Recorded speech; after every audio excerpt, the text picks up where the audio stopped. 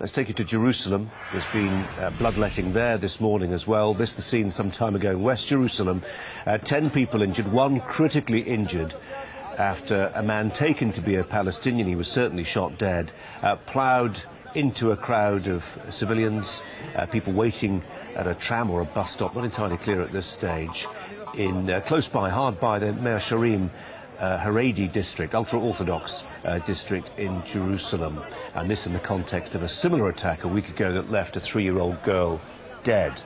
And even as that's happening, there are clashes, have been clashes in the old city involving Israeli riot police who've been using tear gas to clear away some of the demonstrators. It's a tinderbox at the moment, often is, but particularly in recent weeks, clashes over access to the Temple Mount complex stroke Al-Aqsa Mosque complex that is at the root of many of the ideological contests in the old city of Jerusalem and way beyond too. Let's bring in our Middle East correspondent. As you look at these pictures, Tom Rayner, who's close by the scene of the car that was driven into those people there, waiting at the bus stop, tram stop. We're not entirely sure at this stage. Tom, what can you see?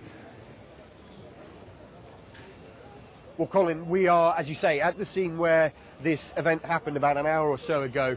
Police say that the driver came down this road. This is one of the main roads that cuts through the east and west of this city, came up the road here, hitting two separate groups as he passed. And when he got to this junction, we'll just see if we can walk in a bit.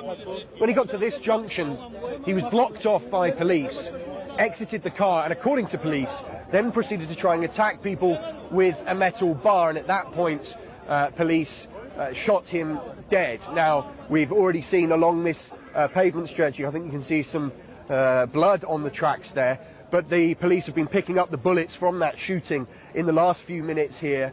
And in the local media, they are naming the driver of that car now as Ibrahim al-Akri, a man said to be from the Shurfat area of East Jerusalem. Shurfat, the place that was really the centre of some of the very significant riots earlier this year that preceded the Gaza conflict, when a young boy, Mohammed Abu Qadir from Shurfat, was kidnapped and murdered by Jewish settlers, it's believed.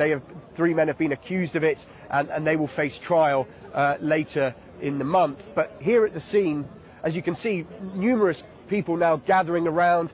You were mentioning there, Colin, before, that this road borders Mea Shearim, the big Haredi neighbourhood. Many people looking on at this scene, and it's a very worrying development because it is the second of these kinds of incidents in the last couple of weeks, and it's one that the police really don't know quite how to deal with. These are people standing at bus stops, and they are just normal cars that are being driven into them. It's a really worrying omen for many people in this city because it shows just how tense things are becoming. Tom, thanks very much indeed. Tom Rayner.